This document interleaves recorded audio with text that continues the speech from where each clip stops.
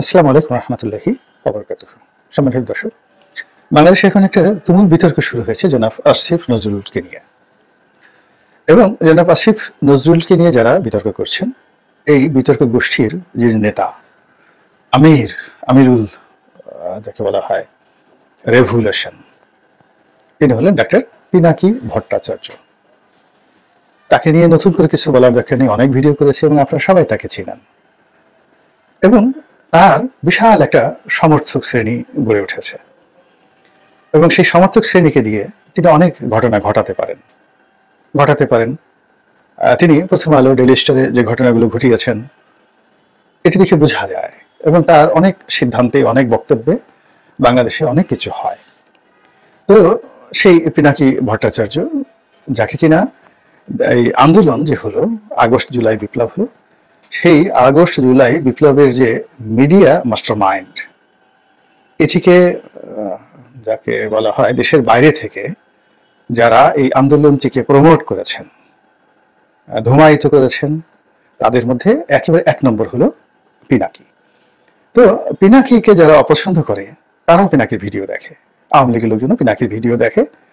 এর কারণ হলো ওর সবকিছুর মধ্যে একটা নান্দনিকতা থাকে, তথ্য উপস্থাপনা, তারপরে তার সঙ্গে সঙ্গে তার বলার ভঙ্গি, অ্যাটিটিউড, তার লেখাপড়া, ব্যাকগ্রাউন্ড সব মিলিয়ে তিনি এরকম একটা বুটমুলু পেঁয়াজুর মতো করে তৈরি করেন। রোজার মাসে যেভাবে মানুষ, রোজাটাকে এখানে আনা ঠিক হবে না, মানুষ যখন খুব ক্লান্ত থাকে, ক্ষুধার্ত থাকে এবং তার যখন রুচির দুর্ভিক্ষ দেখা দেয়, ঠিক সেই সময়টাতে চটকদার ঝালমুড়ি জাতীয় কিছু যখন খায়, তার মধ্যে বাঙালির যে বুট মুড়ি পেঁয়াজু খুব সুন্দর করে মেখে একটু চিনি চিনি দিয়ে যদি কাউকে দেওয়া হয়, তাহলে সে একেবারে যত অরুচি হোক না কেন সে সেটা খাবে। তো এখন বাঙালি যখন শেখ হাসিনার ভয়ে রীতিমতো কাপড় চোপড় নষ্ট করছিল, বাঙালি যখন তার খাবারের রুচি হারিয়ে ফেলেছিল, স্ত্রী সঙ্গমে যাদের তখন যাকে বলা হয় কোনো রকম উত্তেজনা ছিল না, প্রেম ভালোবাসা এমন একটা ফিকে হয়ে গিয়েছিল যে বনলতা সেনের কবিতা কারো মনে ছিল না, ঐশ্বরিয়া নামক রায় নামক যে একটা সুন্দরী আছেন, বা প্রিয়াঙ্কা চোপড়া নামক যে একজন বলিউড অভিনেত্রী আছেন, যার প্রেমে আমাদের সাবেক রাষ্ট্রপতি রীতিমতো দিওয়ানা হয়ে গিয়েছিলেন। তো বাঙালি ঠিক 2023 সনের পুরোটা সময় এরা প্রিয়াঙ্কার নাম ভুলে গিয়েছিল, ঐশ্বরিয়া রায়ের নাম ভুলে গিয়েছিল। এবং সেই সময়টাতে বনলতা সেন রূপে তাদের কাছে যারা এসেছিল, তাদের মধ্যে নিঃসন্দেহে এটিএনের যে মহাপুরুষ সাহেব, তিনি যে গান গাইতেন, কখন তিনি গান গাইবেন এটি নিয়ে আমরা খুব ব্যস্ত ছিলাম। আমরা তাকে গালি দেই, ট্রল করি, যা কিছু করি না কেন, তিনি যে গান গাইতেন ওটা আমাদের একটা বিনোদনের বিষয় ছিল।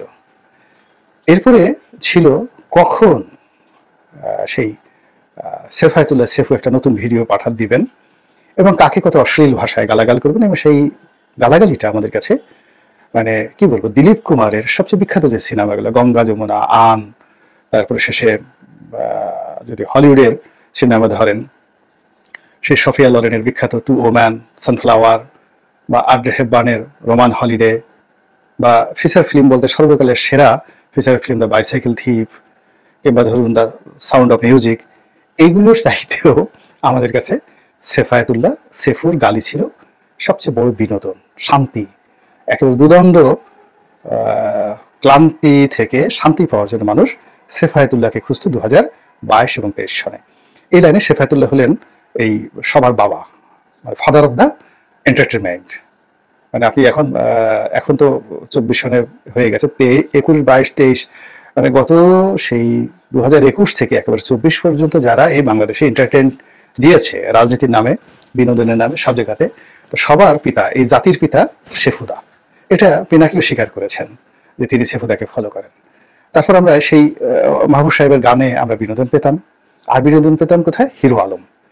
হিরো আলম যা কিছুই করতো আমরা খুবই বিরক্ত হতাম, তারপরে ট্রল করতাম, কিন্তু দিন শেষে আমরা তাকে নিয়ে আলোচনা করতাম এবং প্রথম আলো, ডেইলি স্টার পর্যন্ত হিরো আলমকে প্রমোট করতো, বিকজ তিনি ওই সময়টাতে ছিলেন জাতির কো ফাউন্ডার, মানে এই যে বিনোদন জগতের যাকে বলা হয় ফাউন্ডিং ফাদার, সেফায়েতুল্লাহ, মাহফুজ সাহেব এবং এই হিরো আলম। তো এই গ্রুপের সঙ্গে সঙ্গে একেবারে ম্যাটিকুলাসলি যিনি আসলেন তিনি হলেন ইউটিউবার ইলিয়াস। তো ইউটিউবার ইলিয়াস একসময় নাকি বাংলাদেশে চাকরি করতো 21 টেলিভিশনে। তো সে আমেরিকাতে থাকে, গাড়ি চালায়, মূলত ট্যাক্সি ড্রাইভার। তো সেখান থেকে সে এই ইউটিউব করতো। ইউটিউব করে তার ইউটিউবের একটা আকর্ষণ ছিল যে সে ওই বিভিন্ন সুন্দরী মেয়েদেরকে টার্গেট করতো টেলিভিশনের মিডিয়াতে।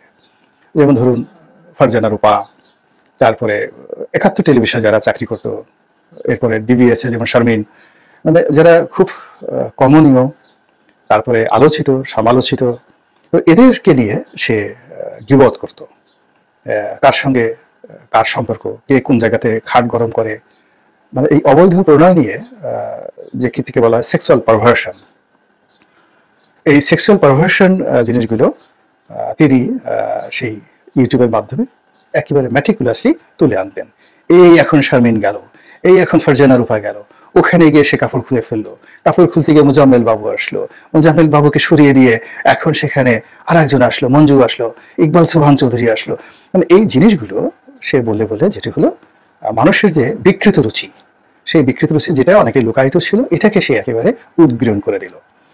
এবং মানুষের মধ্যে অশ্লীলতা, তারপরে শেষে মন্দ জিনিস শোনার উদগ্র বাসনা, অন্যকে সন্দেহ করা, এবং যে কোনো নারী, যে কোনো পুরুষ, অসম্মানিত লোককে অসম্মান করার যে ধারাবাহিকতা, এই ধারাবাহিকতার যে স্রষ্টা, ফাউন্ডিং ফাদার নয়, একেবারে ফাদার অফ দ্য নেশন, সেটা হলো ইউটিউবার ইলিয়াস।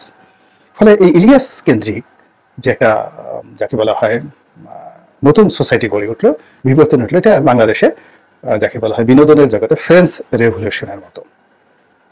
এখন সেই ফ্রেঞ্চ রেভলিউশনের উদ্যোক্তা ইলিয়াস, এবং তার বাংলাদেশে প্রচুর ভক্ত, এবং সে আসার কারণে এই তার যে গালাগালি এবং তার যে ধরন এবং প্রকৃতি, এটা ডাউন হয়ে গেল না, এটা ঊর্ধ্বে উঠে গেল। এবং আগে যারা মানে বিনোদন দিতেন, মাহফুজ সাহেব, তারপরে ফিরু আলম, তারপর শেষে আপনার সেফায়েতুল্লাহ, তারা অবদমিত হয়ে গেলেন।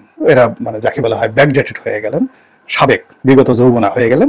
এবং তার ইলিয়াসের যৌবন টকবগিয়ে যখন ফুটতে থাকলো, ঠিক সেই সময়টাতেই এই আন্দোলনটা 2023 সালে দাঁড়া বাড়তে থাকলো। এবং ইলিয়াস যখন এই বিনোদন জগতের ওই যে তার যে sexual perversion and perverted attitude, mind, body and thinking, এই জিনিসগুলোতে তিনি যখন একেবারে সম্রাট হয়ে গেছেন, আলেকজান্ডার দ্য গ্রেট হয়ে গেছেন, ঠিক সেই সময় পিনাকির আবির্ভাব হলো। তো পিনাকি প্রথমে আমাদের মতো ফিচার করতো, বা ফাহামের মতো সে যাকে বলে ভিডিও বানাতো, কিন্তু ওগুলো খেত না কেউ। তো দেখা গেল খুব অল্প সময়ের মধ্যে সে যখন ইলিয়াসকে অনুসরণ করা শুরু করলো, এবং উইথ হিজ এডুকেশন, ইলিয়াসের হয়তো লেখাপড়া আমি জানি না সে কোথায় পড়েছে, বা তার লেখাপড়ার মান কি, বা সে কোন পরিবার থেকে আসছে আমি কিছুই জানি না, বাট পিনাকির একটা ইতিহাস আছে। তো তার সাথে এডুকেশন আছে, শিক্ষা আছে, দীক্ষা আছে। তো যখন পিনাকি তার সেই কর্মকাণ্ডের মধ্যে ইলিয়াসকে আনলো, তার কর্মকাণ্ডের মধ্যে হিরো আলমকে আনলো, তার কর্মকাণ্ডের মধ্যে যাকে বলা হয় সেফায়েতুল্লাহ সেফুকে আনলো, এবং সে গানও গেয়েছে, তাহলে হিরো আলম এবং মাহফুজ সাহেবের মতো সে ওই কিছু কিছু ক্ষেত্রে তার গান আনলো, কবিতা আনলো। তো সব মিলিয়ে সে এরকম একটা কন্টেন্ট সে তৈরি করলো, যেখানে সবাই একের 1 in a million, মানে একের মধ্যে সে 10 লাখ সে জিনিস পেয়ে গেল। এখানে সে গোলাম মোল্লা রনির বক্তব্য কেউ খুঁজতে গেলে পিনাকির মধ্যে পাবে, আলবার্ট আইনস্টাইনের সূত্র পাবে, তারপরে শেষে সে ইবনে সিনার মতো ডাক্তারকে সে খুঁজে পাবে, ডাক্তারি বিদ্যা পাবে, এখানে সে যৌন বিদ্যা পাবে, এখানে সে অর্শ এবং ভগন্দর এটা কিভাবে অপারেশন করে, এবং কিভাবে মলদারের মধ্যে আঙ্গুল ঢুকিয়ে মলদারে ঘা হলো কিনা এটা কিভাবে সে টেস্ট করবে, এই জিনিসগুলো মানুষ খুঁজে ফেলে। কারণ হলে আমাদের যে দেশের মানুষের স্বভাব, সবাই মলদারের মধ্যে কঞ্চি ঢুকাতে চায়, কেউ বাঁশ ঢুকাতে চায়, এবং বাঁশ শুধু জানা তেন নয়, কঞ্চিওয়ালা বাঁশ, যেটাকে আমাদের বরিশালের ভাষায় বলে আক্কেওয়ালা বাঁশ। তো এই আক্কেওয়ালা বাঁশ আপনি কারো পশ্চাৎ দেশে ঢুকাবেন, এতে আপনার তৃপ্তি মিটবে না, আপনার মনে হবে যে আঙ্গুলটা একটু ঢুকাতে পারতাম। তো এই যে পশ্চাৎ দেশে আঙ্গুল ঢুকানোর যে প্রবৃত্তি, সেটাকে একেবারে বাস্তব জীবনে মডেল তৈরি করে দিলেন জনাব পিনাকি ভট্টাচার্য। ফলে বুম বুম, মার মার, কাট কাট, কিসের শাহরুখ, কিসের যাকে বলা হয় অক্ষয় কুমার, বা অন্য এই যুগেতে হলিউডে যারা সবচেয়ে নাম করা ব্লকবাস্টার, সেই জনি ডেভ বলেন বা অন্যান্য যারা বলেন, সবকিছু বাদ দিয়ে বাঙালির মন এবং মননে, শুধু এই বাংলা নয়, পশ্চিমবঙ্গায় পিনাকি ভট্টাচার্য হয়ে গেলেন father of the nation of entertainment world.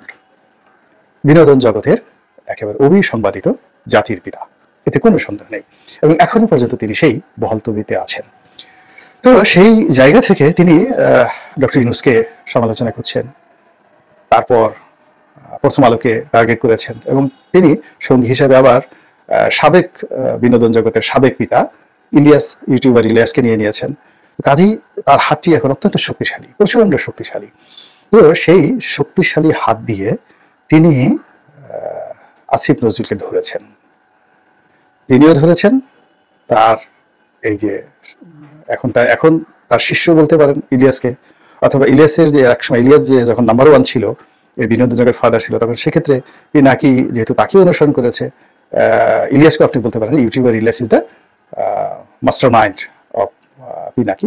But fact is that তারা এখন একত্রে কাজ করছেন, জয়েন্টলি কাজ করছেন দেশ এবং জাতির কল্যাণের জন্য, এই দেশকে ভারতের শোষণমুক্ত করার জন্য, এই জাতিকে নতুন স্বাধীনতার স্বাদ দেওয়ার জন্য, এই জাতিকে মানে আত্মপরিচয় বলিয়ান হওয়ার জন্য একটা নতুন কিছু তারা করার চেষ্টা করছেন। এবং সেই করার ক্ষেত্রে তাদের মনে হচ্ছে যে এই doctor Asif Nazrul he is the main culprit, তাদের সকল কর্মকাণ্ডের বাধা, প্রধান বাধা, এবং একে যে কোনোভাবে একে অপদস্থ করতে হবে, অপমান করতে হবে, তাড়াতে হবে, এবং একে শাস্তির আওতায় আনতে হবে।